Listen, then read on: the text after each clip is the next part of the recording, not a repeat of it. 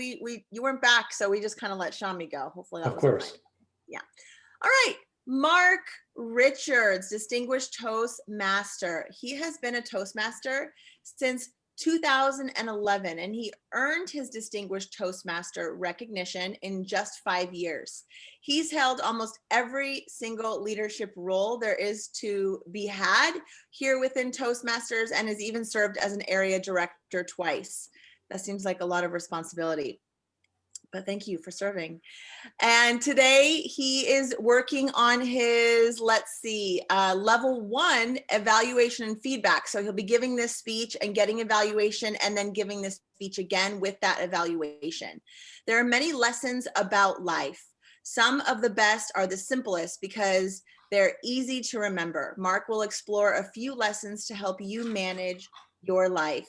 This is Mark Richards. His speech is entitled, "If You Fall Down, Get Up." Ladies and gentlemen, Mark Richards. Hi, everyone. You may have heard about a book called Everything I Needed to Learn, I Learned in Kindergarten. And it's by a guy named Robert Fulghum. Some of the main lessons from the book are: share, play fair, don't hit people, clean up after yourself, wash your hands before you eat, flush. I'd like to add another item, and that is, if you fall down, get up. It seems a little counterintuitive, because if you fell down, you would get up. Actually, Madam Toastmaster, fellow Toastmasters, and most welcome guest, what I mean by if you fall down, get up is that we are constantly challenged in our lives with various things that can knock us down. And if you pay attention to these and you see when one happens to you and you get pissed off and you get up, you can continue with your life. The main point of all this is that life is meaningless unless whenever you're getting a challenge, you just get knocked down and you're out of control. If you can get back up and stay in control, then you are winning and heading towards a successful and happy life. In order to give you a little background on where I'm coming from with all of this, I'd like to give you a short history of my life. When I was 5, my parents divorced, and I lived with my mean stepfather and my mother for the next 9 years. When I went to high school, I was put in a boys' home, and I was a private placement compared to a lot of the delinquents there. I felt like I was definitely a loner in high school. I focused on my studies and got A's. I learned that I had to be independent.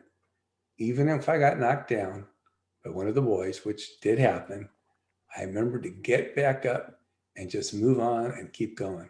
And I did that. Didn't get knocked down too much. Wasn't that much of a wimp. After high school, after college, actually, I went to work at various sales jobs. Finally, I landed a job at an auto brokerage called Autoland. Autoland, they hired me to be a leader, a manager in one of their departments. I had never had leadership training. I didn't know about Toastmasters. I was already probably 27 at the time. The manager, the owner of the company, couldn't teach me because he was a bad manager. I had to learn by trial and error. And there were lots of errors. One day, and I'll never forget this, and I feel really bad about it. One day, I must have said something wrong, something inappropriate. I don't know what it was. And one of my coworkers actually broke down and started crying. And it made me feel so bad. But it also taught me a lesson in leadership. And that leadership lesson propelled me to the point where I became, after a short while, not just the leader, the manager of this department, but in charge of all the technical aspects of the company for all 50 offices. It was a very big privilege and an honor. And I had a small team of people working for me. And I learned more leadership lessons from them by leading them. Leading is doing. Unfortunately, life took a twist. And in 1998, I had a seizure, then overdosed on chemo and lost the ability to, and became paralyzed. That really knocked me down. I spent the next few years working on getting back up. It was a big challenge. My wife always used to practice what she calls tough love. She still does. Tough love in her mind is, I'm not going to help you do that. I want you to learn how to do it yourself. And that's another part of falling down and getting back up, is learning how to do things yourself. When I found a clinical exercise physiologist named Taylor Isaacs. He is a man of few words. The words that he does come up with are all aphorisms. He speaks in aphorisms. It's amazing to hear the man just go on and on. An aphorism is a short, cute, relevant, and meaningful statement. The most important one, pardon me,